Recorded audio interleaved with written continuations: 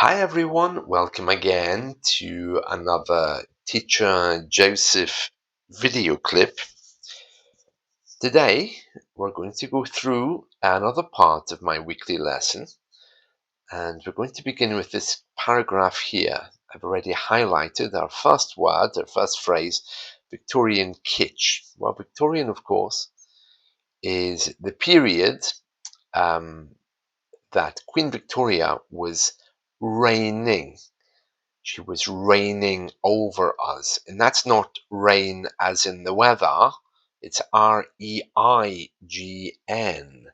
like this. Okay, reign. Okay, so Queen Victoria was reigning over us until 1910. And that's the time she came from.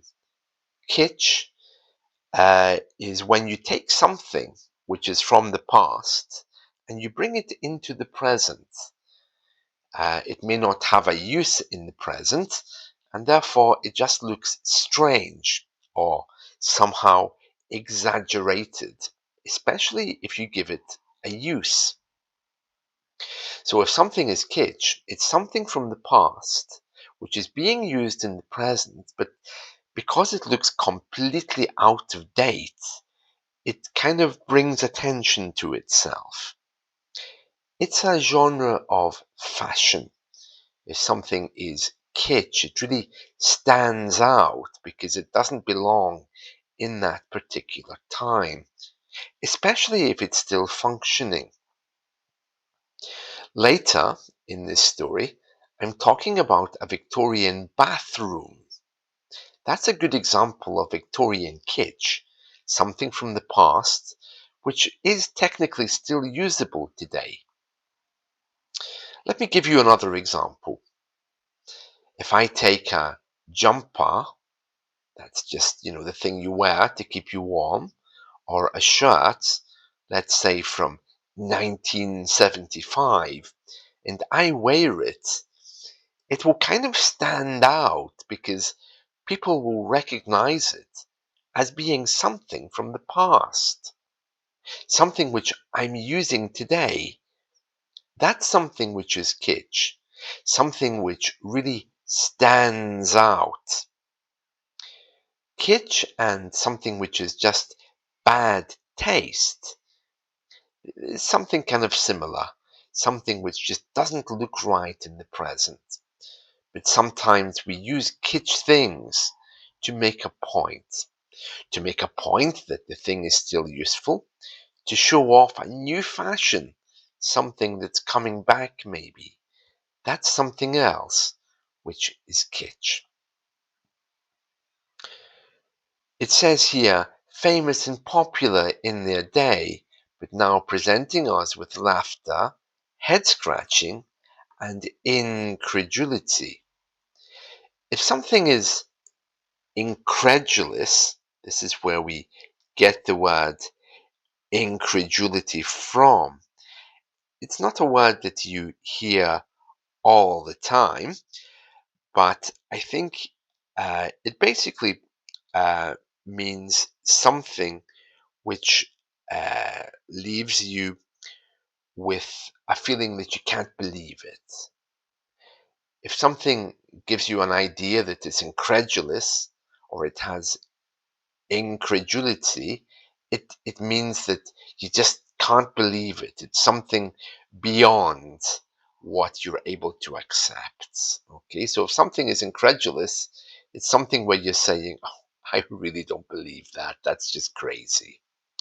So, for example, when we see Victorian kitsch things, like a Victorian bathroom being used today, or someone dressed up as a Victorian woman, it's incredulous. It's something where we can say, what? I really don't believe that that woman is serious being dressed up as a Victorian. Next here, it says, for example, there are a number of Victorian swimming pools, grand in their appearance, with colourful marble. Marble, in case you don't know, is a type of stone that you can polish and it looks beautiful. I'm sure you have marble somewhere in your house. It's a type of stone. Um, A lot of marble we see these days is fake, but buildings which are built with marble are often shiny. They look kind of granite, but they've got a shiny effect to them. I'm sure you have some granite in your house. My cheese board, where I chop my cheese, is made from granite, but it has a marble finish on the top. It looks kind of shiny. It says here there are others which offer us a glimpse of history into a time long forgotten, reminding us how we used to live. Forgotten metro stations, underground streets, for example. As always on Doors Open Weekend, I scour the internet. Now it's interesting to scour, in this case, means to really search for. But that's not the meaning of the word. It's a metaphor. If you're really searching for something, you can scour the streets trying to find it. But scour, in its correct form, actually means to scrub. So imagine you're cleaning the pots and pans after a really delicious dinner. Then you would be scouring them. And speaking of really delicious dinners, I had a really delicious dinner last night. It really was delicious. I had fish.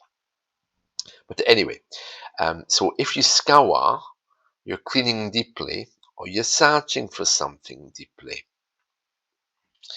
It says here, it feels a bit like that euphoria you get. A euphoria is just another word for a slight high.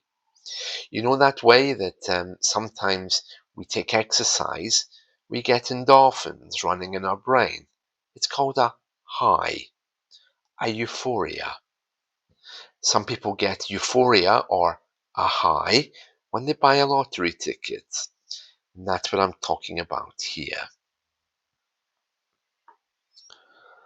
Okay, so I think here in my list of places that I'm referring to, the list of places for Doors Open Day looks something like this.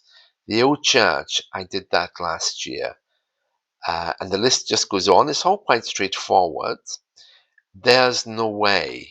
It means there's no way I'm going to do that. It is possible, but there's no way I'm going to choose that thing. Okay. So I think we'll probably leave that for today because we want to talk a little bit about motivation now because we didn't do that yesterday. So I just want to have a little motivational moment with you. Okay, let me just write this down. So,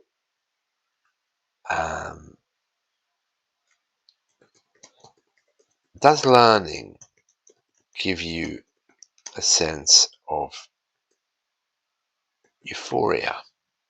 Oops, my typing is bad, isn't it? Does learning give you a sense of euphoria?